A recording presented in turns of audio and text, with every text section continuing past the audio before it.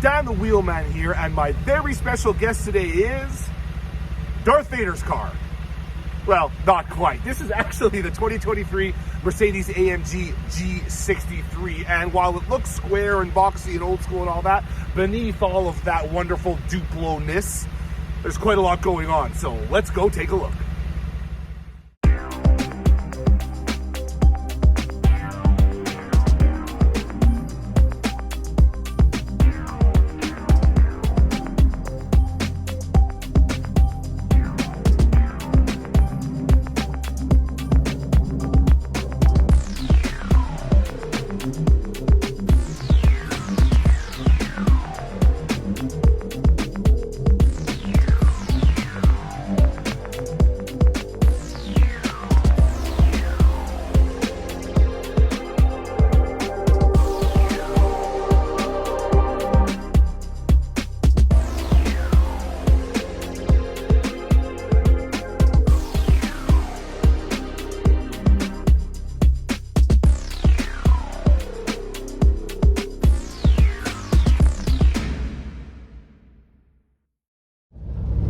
Ah, yes, the venerable Mercedes-Benz G-Class, or Geländewagen, or G-Wagon. The perfect vehicle to go on a cruise on a rainy day in Vancouver, or to outfit the Canadian Army, get in a car chase with Jason Bourne through the streets of Moscow.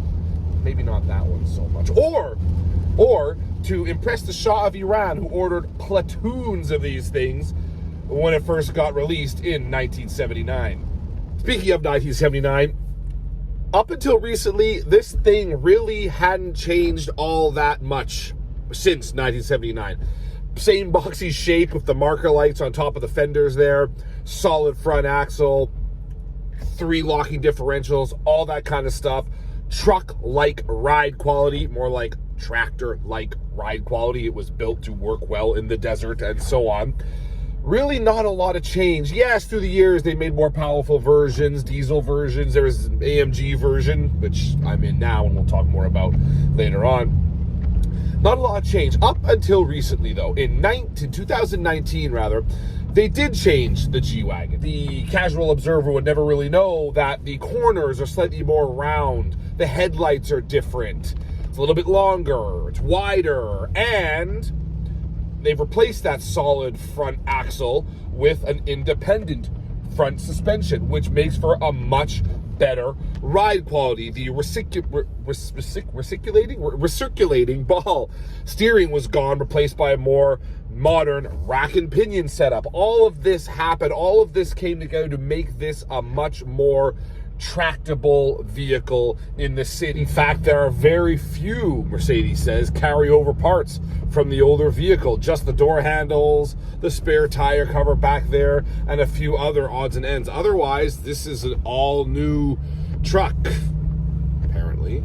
Now, you still have the capabilities, still has 3 locking differentials, all that good stuff. It's Schlockel approved, whatever that means. I guess that's a German way of saying trail rated, which I guess means it to forward up to whatever amount of water and all that kind of stuff. It's still incredibly practical. But they have softened it a little bit for this iteration. But only slightly, because this is the G63 AMG, the AMG wagon, if you will. And that means a few things. It's wider than a standard G-Class, a G550.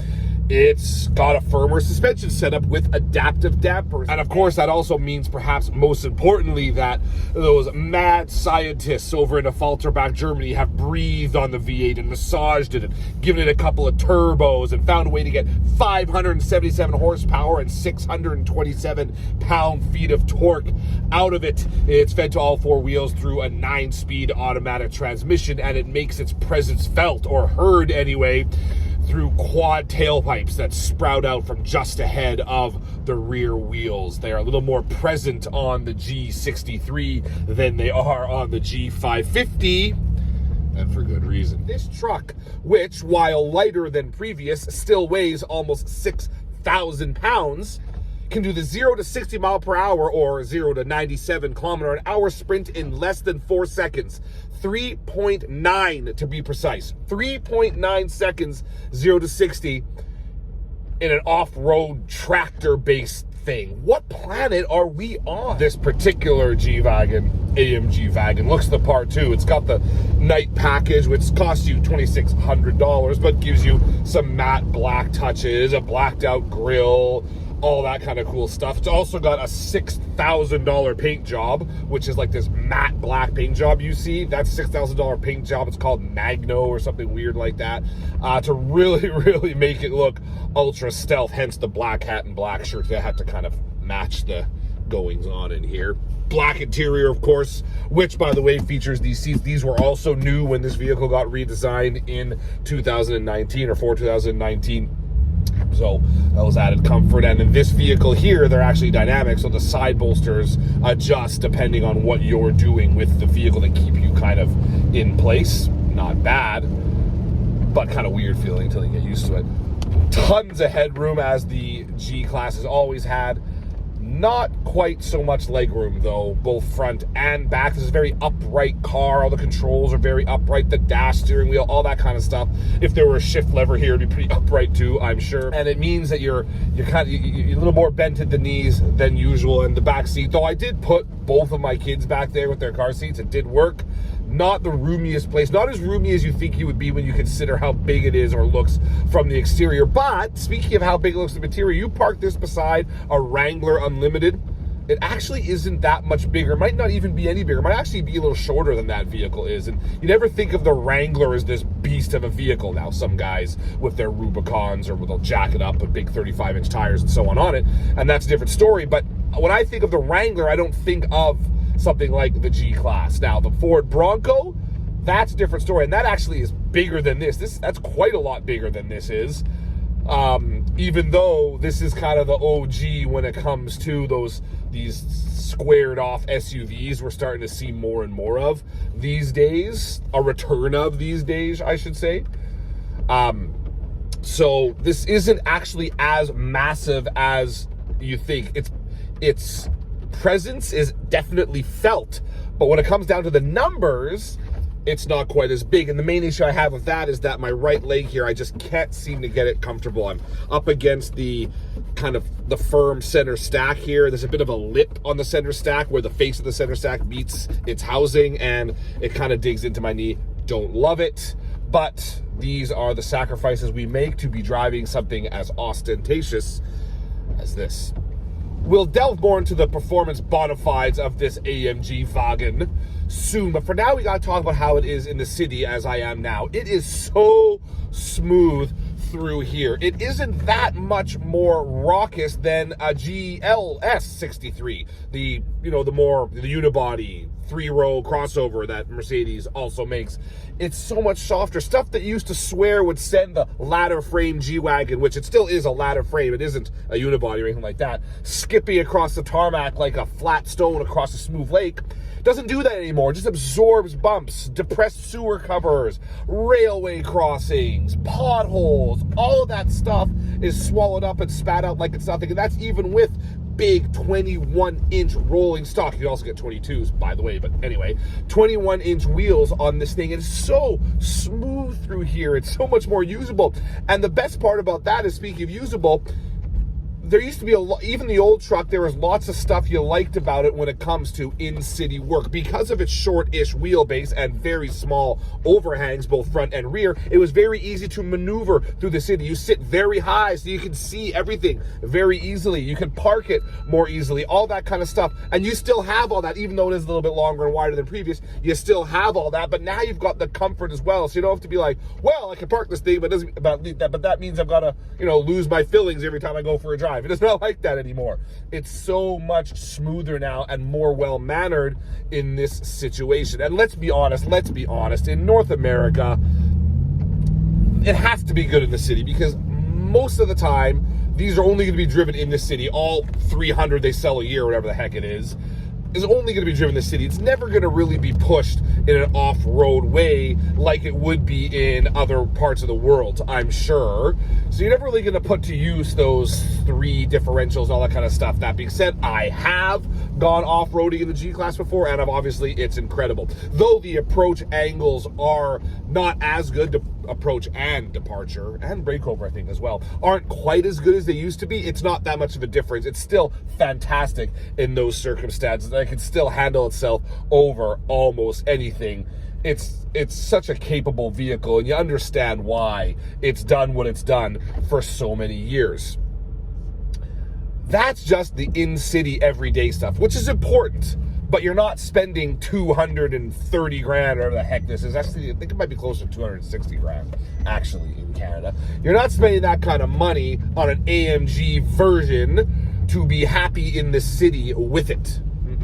You're spending that kind of money to be able to brag to your friends who own, oh, you own the G550, or oh, you own the Escalade, or oh, you own the BMW X6. Well, I've got the G63 here, so put that in your pipe and smoke it. Anyway, and to really let loose that power, to be able to really feel the rush when you put your right foot down. And let me tell you, dear viewers, thank you, James May, when you do step on it, watch out, because this thing just squats back on its haunches and lets her rip. And that wasn't even in sport mode. Put it in sport mode,